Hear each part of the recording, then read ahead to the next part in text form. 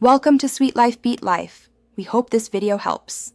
You start by collecting what Gemini needs so there are no delays.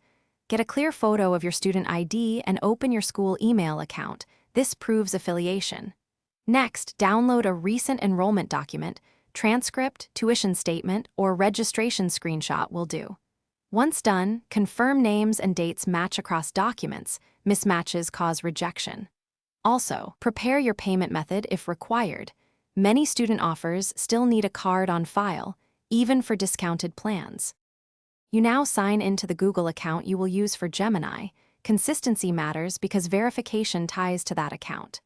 Choose the student subscription option, then upload your ID and enrollment proof in the allotted fields.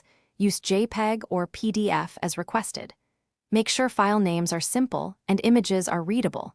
Blurry scans lead to rejection. After upload, add a payment method if required. The system may run a small, temporary authorization to validate the card. Wait for confirmation. You finish by confirming access. Check your inbox for a confirmation email and then sign into Gemini to verify student features are active. If you don't see access within 24 to 48 hours, review rejection reasons. Often the issue is mismatched names, expired ID, or low-quality uploads. Rescan and reupload with clear lighting and crop tightly. If problems persist, contact Google support with the verification reference ID and describe exactly which documents you submitted. This speeds resolution. Thanks for watching. Consider subscribing if we helped you.